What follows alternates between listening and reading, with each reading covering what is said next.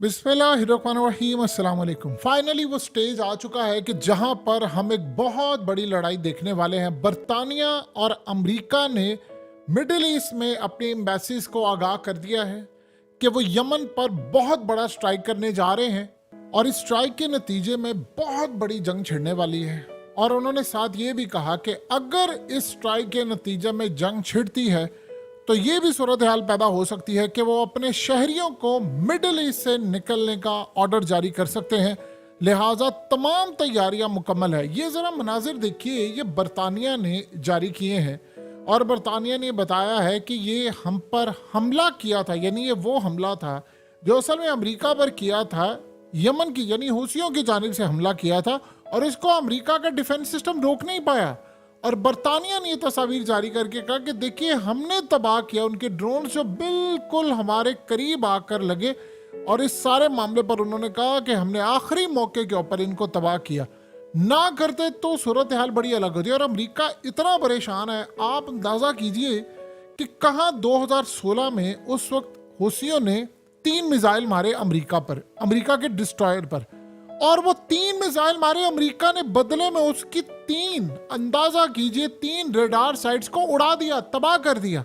और हौसी उस वक्त इतना डर गए उसके बाद, यानी कि उन्होंने बाद में, उनके पास कोई इतनी टेक्नोलॉजी नहीं थी, मिसाइल नहीं था, तो उन्होंने हमला नहीं किया। लेकिन अब आप देखिए कि उसके बाद क्या हुआ कि फिर उसके बाद यमन को इतनी ज्यादा सपोर्ट, यानी हूसियों को ईरान ने सपोर्ट दी, टेक्नोलॉजी दी, एडवांस सिस्टम दिया। और इस सारी सूरत हाल के अंदर उन्होंने क्लियरली वाज़िया किया कि अब हम अमेरिका को नहीं छोड़ेंगे। सोचे जरा कि उसके बाद अगर हम फास्ट फॉरवर्ड करते हैं तो 2024 आ गया, 2023 का एंड और 24, आप अंदाजा कीजिए 8 साल के बाद यमन वो ताकत बन चुका है, वो ताकत बन चुका है जो पिछले 2 दहाइयों से लड़ाई करते रहे। अमेरिका और तमाम उनकी ताकतों के खिलाफ इनकी लड़ाई थी और उन्होंने अमेरिका पर और बरतानिया समेत 29 हमले किए, 29 हमले अब तक। और इसराइल के शिप को तबाह, शिप्स को पकड़ लिया, न जाने उन्हें पूरी दुनिया को हिलाकर रख दिया है। और अमेरिका, आप सोचे कि कल वाला जो हमला था उसमें तो अमेरिका का सारा डिफेंस सिस्टम फेल हो गया था, उसे तो डिटेक्ट ही नहीं कर पाए, तो बरतानिया ने आकर मारा। तो आप यहां से अंदाजा कर लें कि इस वक्त क्या सूरत हाल पैदा हो गई है कि अमेरिका इतना ज़्यादा परेशान है, इतना ज़्यादा परेशान है कि उसको ये अंदाज़ा हो चला है कि अब उसके पास, यानी हूसियों के पास इस वक्त एडवांस मिसाइल हैं, एडवांस ड्रोन्स हैं, और उनकी जो ग्रिप है समंदरों की हदूद और ये तमाम चीज़ों पर, वो पहले से बहुत ज़्यादा मजबूत हो चुकी है। देखिए 2016 में यमन ने बहुत ज़्यादा लेसन सीखे थे, बहुत ही ज़्यादा लेसन सीखे थे। अब सूरत हाल ये है कि इस वक्त यूएस का मामला बड़ा डिफरेंट है। अब उन्होंने अमेरिका से बदला लेना है और इस वक्त ईरान ने उनको दी है, बहुत ज़्यादा टेक्नोलॉजी सप्लाई की हुई है। अब ये यहाँ पर जो हमला करने के लिए जा रहे हैं, आप अंदाज़ा नहीं कर सकते कि अभी ईरान ने, जैसे ये बरतानिया और ये बाकी ताकतें हमला करेंगी, आप देखेंगे ईरान उनको वो टेक्नोलॉजी ऑलरेडी दी हुई है, उनको वो हमले का ग्रीन सिग्नल देगा कि जिसके बाद बरतानिया या अमेरिका के जो डिस्ट्रॉयर हैं जो 2016 में तबाह नहीं हो सके थे, वो गालिबन इस दफ़ा तबाह हो जाएंगे। देखिए इस दफ़ा उनके पास तजर्बा बहुत ज़्यादा है और उन्होंने माजी की अपनी गलतियों से बहुत सारी चीज़ें देखी। उनकी जो स्ट्रेटजी है उन्होंने इस दफ़ा ऐसी बनाई थी कि स्टार्ट से ही अमेरिका को अंदाज़ा हो गया, क्योंकि ये जो बड़ी बड़ी शिपिंग कंपनीज हैं इन्होंने आकर बताया है कि हमने हर तरह का हरबाज इस्तेमाल कर लिया, अमेरिका ने कर लिया, लेकिन हम इसको रोक नहीं पाए। अब करते करते सूरत हाल ये पैदा हो गई है कि बरतानिया ने और अमेरिका ने फैसला कर लिया है कि वो स्ट्राइक करने जा रहे हैं। देखिए सबसे पहले एक बात ज़हन में रखिएगा कि यमन के अंदर मामला ये है कि हूसियों को इस वक्त दुनिया भर के अंदर जो उनकी पॉपुलैरिटी है उसका ग्राफ आसमान पर चला गया। ये हमला यहाँ से करेंगे तो दुनिया भर के अंदर एक चीज़ बड़ी वाज़ेह है, आप देखें कि हमले के बाद चाइना और रशियन को सपोर्ट ऐसे करेगा कि अक़वाम मुत्तहिदा में एक करारदाद आती है हूसियों के खिलाफ, जिसको चाइना और रशिया बैक ही नहीं करते। और दूसरी जानिब आज आप देख लें कि चाइना ने ऐलान क्या किया है, उन्होंने ऐलान कर दिया है कि अगर अमेरिका ने ताइवान के मामले में मुदाखलत बंद नहीं की, उन्होंने कहा ये जो असला और ये तमाम चीज़ें दे रहे हैं, तो फिर अमेरिका का वजूद बरकरार नहीं रखेगा, हम छोड़ेंगे नहीं, हमने ताइवान को शामिल करना है। और अमेरिका को बता रहे हैं आपने ये काम किया तो आप अपना वजूद बरकरार नहीं रख सकते, यानी अमेरिका नक्शे पर कायम नहीं रहेगा। तो अब आप बताइए कि सारी सूरत हाल में उन्होंने करना क्या। उन्होंने ये बात सेंस कर ली है कि अमेरिका यमन के खिलाफ इस जंग में इंटरेस्टेड नहीं है। अमेरिका ये जंग लड़ना नहीं चाहता। तो अब उन्होंने ईरान के थ्रू इतना बैक करना है कि अमेरिका को यहां पर इतना ज्यादा इंगेज कर लें कि वो बुरी तरह यहां पर फंस जाए। एक दफा अमेरिका यहां पर फंस गया तो फिर वहां से निकलने का रास्ता उसके पास कुछ नहीं होगा। तो यही वो मौका है चाइना के लिए और रशिया के लिए कि वो इसको यहां पर फंसा कर रखे, क्योंकि 3 जगह पर तो अमेरिका लड़ाई कर नहीं सकता, यूक्रेन में, यहां पर और उधर। और यही वो वजह है कि आप देखेंगे कि इस जंग के अंदर इस दफा जो टेक्नोलॉजी यमन की जानिब से, जो मिसाइल के एडवांस इक्विपमेंट, और जो सबसे बड़ी बात है कि ईरान ने इनसे लेना है बदला। ईरान को ये पता है कि अगर उसने इजराइल को दबाना है, अमेरिका को उसके लिए दबाना पड़ेगा। तो अमेरिका को दबाने के लिए अगर डायरेक्ट हमला नहीं, उसने क्लियरली कहा भाई ये इंडिपेंडेंट है, उसी मेरा उनसे कोई ताल्लुक नहीं है, ये आप जाने उनका काम जाने।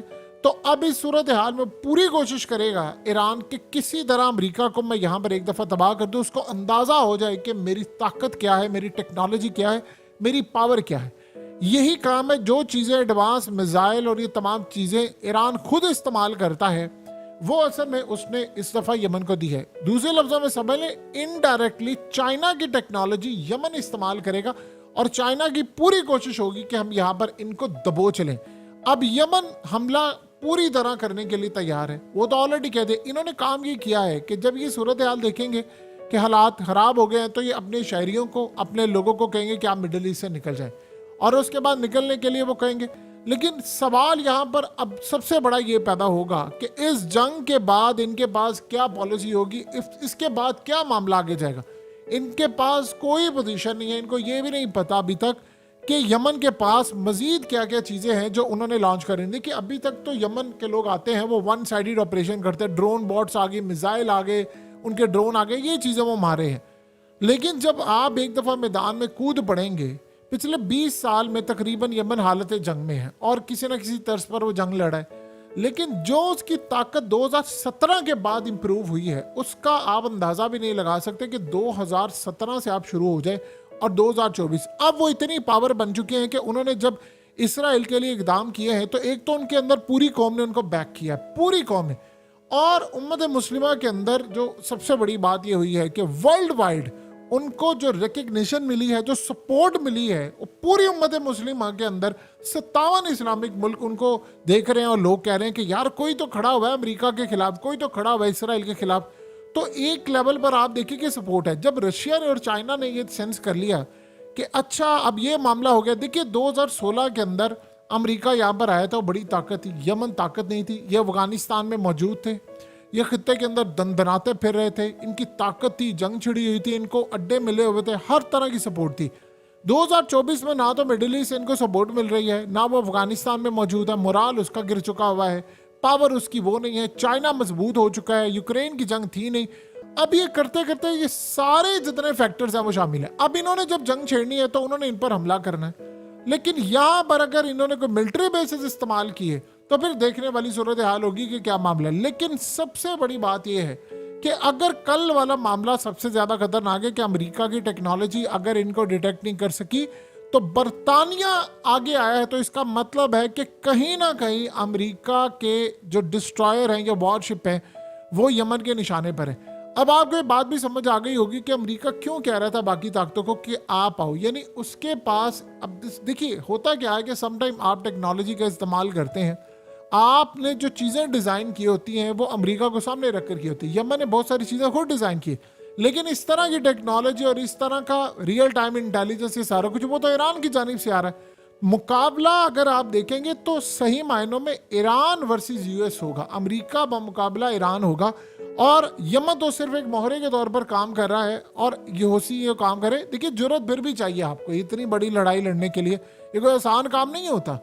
अब यहाँ पर अगर अमेरिका को शिकस्त हो जाती है, जो कि गालिबन वो आप जीत नहीं पाएंगे, अगर अमेरिका को जरा सी भी सेंस होती कि नहीं यार वाकई, देखिए जिन्होंने 2016 के अंदर तबाह किया था इनको, इनके 3 रेडार साइट्स तबाह की थी, वो अब भी कर सकते हैं। लेकिन अब उनको अंदाजा हुआ है कि अब ये वो वाले लोग नहीं रहे, अब इनके पास टेक्नोलॉजी का लेवल वो नहीं रहा। मिसाल के तौर पर आज अमेरिका अफगानिस्तान के अंदर आए अफगान तालिबान से लड़ाई करने के लिए, आप सोचे जो पिछले दफा लड़ाई हुई थी 20 साल की, वो 2 महीने के अंदर अमेरिका हार जाएगा। यानी वो पहली जो लड़ाई थी वो तो मामला ही बिल्कुल डिफरेंट था। तब अमेरिका को साथ दिया और बहुत सारी ताकतों ने, चाइना, पाकिस्तान, रशिया से लेकर तमाम ताकतें साथ थी। लेकिन अब मामला क्या हुआ, अब तो बिल्कुल ही सूरत हाल अलग हो गई है। अमेरिका के वैल्यू नहीं रही। चाइना ने पूरी कोशिश कर रही है कि अमेरिका का यहां पर कब्रिस्तान बन जाए। आज ये जंग छेड़ते हैं तो ये आप देखिएगा ये फैलती जाएगी। लेकिन अगर पहली साइड पर मिसाल के तौर पर ये जो हमास वाली सूरत हाल हुई है, पहले स्ट्राइक करेगा अमेरिका और ये बाकी ताकतें, अगर इन्होंने किया तो वो फिर हमला शुरू कर देंगे। लेकिन अमेरिका को खतरा ये है कि जिस तरह हमास के साथ इसराइल यहां पर फंस गया है, हम यहां पर अगर फंस जाते हैं तो इनके पास ड्रोन्स बहुत ज्यादा है, बॉट्स बहुत ज्यादा हैं, तो जो मिसाइल हमने यूक्रेन में देने थे वो सारे के सारे यहां पर कंज्यूम हो जाते। देखिए आज तो बरतानिया ने इनके ड्रोन्स और ये मिसाइल आए थे उनको रोक लिया, लेकिन अगर वो भी रोकने में नाकाम रहे देन व्हाट नेक्स्ट, क्या होगा। और याद रखिएगा इस दफा इस जंग को हमेशा की तरह दुनिया बैक नहीं करे। यानी आप ये देखें कि अमेरिका, इसका मतलब है इसराइल की मदद के लिए आए, यूरोप पूरे का पूरा सड़कों पर लोग निकले हुए हैं और वो इसराइल के खिलाफ है।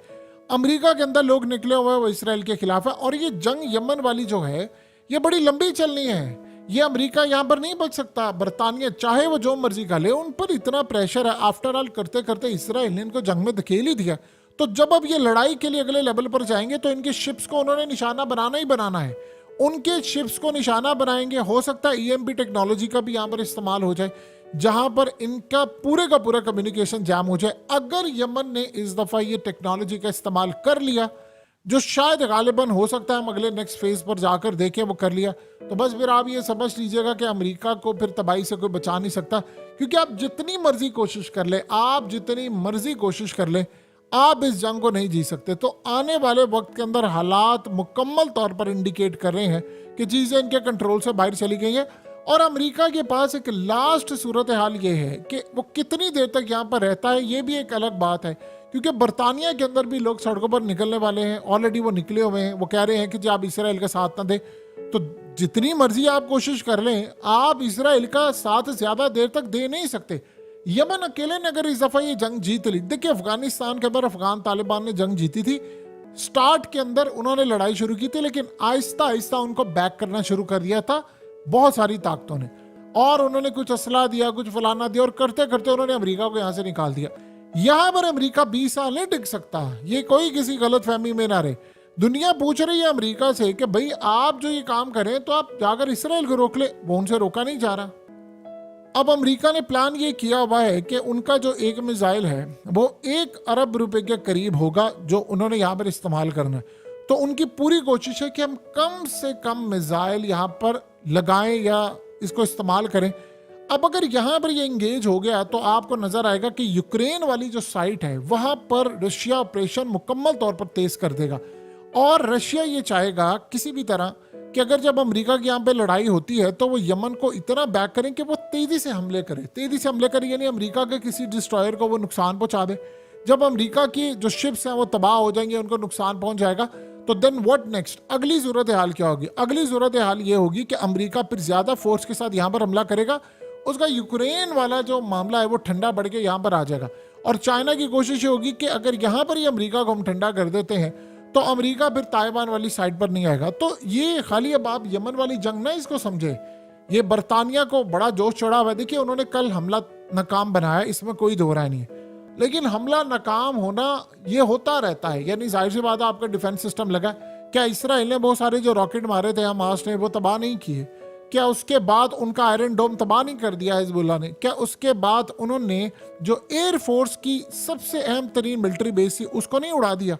तो ये लड़ाई भी होती रहती है, ये मामला भी खराब होते रहते हैं, लेकिन फाइनल मोमेंट्स ये होती है कि करते करते आपकी सूरत हाल इतनी ज्यादा खराब हो जाए कि आप अपने सारे स्टॉक, सारा पैसा, सारी चीजें यहाँ पर कंज्यूम कर ले और आप इस जंग में ना आगे बढ़ सके। अमेरिका ये जंग नहीं लड़ना चाहता, अमेरिका को जबरदस्ती धकेला जा रहा है। जिस जंग के अंदर अमेरिका ने आज तक कोई फेवर सिचुएशन अपने लिए नहीं ली, तो बताइए वो जंग जहां पर वो लड़ना ही नहीं चाहता वहां से वो कैसे सिचुएशन ले सकेगा। मिडिल ईस्ट को छोड़े पूरे खित्ते के अंदर ये बात मशहूर हो चुकी हुई है या पूरी दुनिया में कि जिस जंग में अमेरिका कूदा है वहां पर अमेरिका की नाकामी ही नाकामी है। आप पिछले काफी साल उठाकर देख लें, अमेरिका ने अभी तक जिस जंग में वो डायरेक्टली आया है वो कोई जंग उसने जीती नहीं है। एंड के ऊपर होता ही है कि बातचीत से जंग खत्म होनी है। सो लिहाजा इस दफ़ा अमेरिका अकेला है, बरतानिया को शौक तो बड़ा चढ़ा हुआ है। आप देखें बरतानिया के शिप्स को भी कैसे वो तबाह करते हैं। और उन्होंने बरतानिया, पहले तो अभी तक वो इसराइल वाला मामला था, बाद में उन्होंने कहा ना ठीक है बरतानिया और बाकी चीज़ें हम ये भी काम नहीं करने देंगे। तो सूरत हाल का अंदाज़ा आप लगा लेंगे कि कहाँ पर मामला जा रहे हैं।